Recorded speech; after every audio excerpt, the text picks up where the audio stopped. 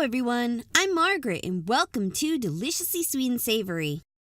At the request of one of my viewers, today I'm going to show you how to make Cuban empanadas. Light and crispy on the outside with a slightly salty and sweet meat filling, this Cuban empanada recipe takes some preparation, but is not too difficult to make and tastes delicious. So let's get started. To make Cuban empanadas, you need to make the empanada dough and the picadillo meat filling.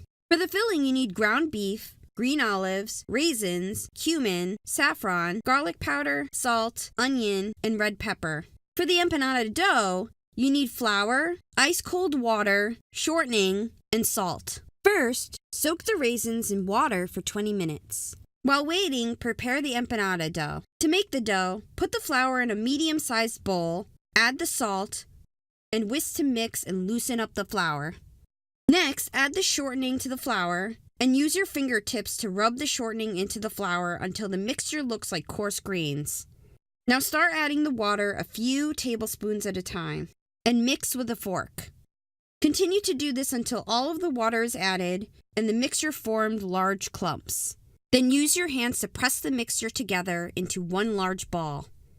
Wrap the dough in plastic wrap and place it in the refrigerator for 1 hour. In the meantime, you can make the meat filling for the empanadas. To make the meat filling, first finely chop the red pepper and onion in a food processor and cut the green olives in half. Now put the ground beef in a large pot, break up the meat, and cook on high heat to lightly brown the meat. You want to continue to stir and break up the meat so that the meat becomes very refined and doesn't have clumps.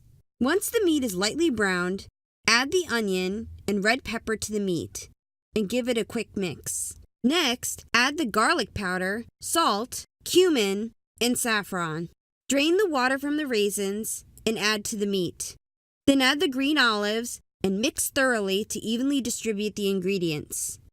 Now reduce the heat to medium, cover the pot, and let cook for 20 to 25 minutes. Make sure you stir the meat occasionally during the cooking process. Once the meat finishes cooking, turn off the heat, remove from the stovetop, and let cool. Next, take the empanada dough out of the refrigerator, separate into 12 to 13 portions, and use your hands to roll into balls about 1.5 inches in diameter. Then place on a plate, cover with plastic wrap, and set aside. Lightly flour your work surface, then take one portion of dough and roll it out, trying to maintain the circular shape until it is very thin, about 1/16 of an inch thick, and is about 7 inches across. Add 5 to 6 tablespoons of meat filling in the center and wet the edges of the dough all the way around the meat. Then fold the dough over, pressing from the meat outward to avoid getting the air trapped inside the pocket of the empanada. Make sure you press down all of the edges to seal the empanada. Now use a fork to crimp the flat edge of the empanada, which also helps seal it. Then use a knife to trim the edge to even it out. Place the completed empanada on a tray and repeat the process for the rest of the empanadas.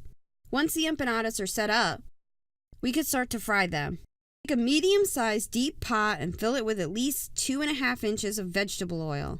Then heat on high heat. You can use a small piece of empanada dough to check if the oil is hot enough. If you see bubbles, the oil is ready. Carefully place one empanada in the oil. For the first empanada, let it cook for about 1 minute on each side or until the outside is light brown. Then remove from the oil and place on a wire rack.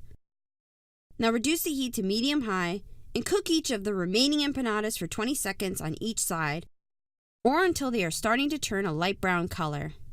Then remove from the oil and place on a wire rack. I just want to note that the empanadas will continue to cook once they are removed from the oil and should end up a golden brown color. So be sure not to overcook them in the oil. Repeat the process for the rest of the empanadas. Once finished, the empanadas can be served.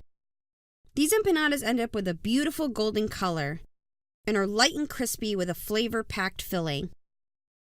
The empanada dough turns out very light and flaky, but crunchy at the same time, which pairs perfectly with the saltiness and sweetness of the picadillo filling. While it takes some preparation to make these empanadas, they cook exceptionally fast and taste amazing once finished. So definitely give this recipe a try. For more recipes like this one, visit my website, which also has the written recipes and ingredient amounts. You can also follow my channel.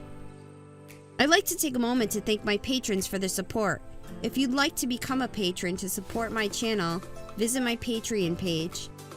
Also, if there are any recipes, Cuban or otherwise, that you'd like to see, leave a comment below. Thanks for watching, and see you soon with another recipe.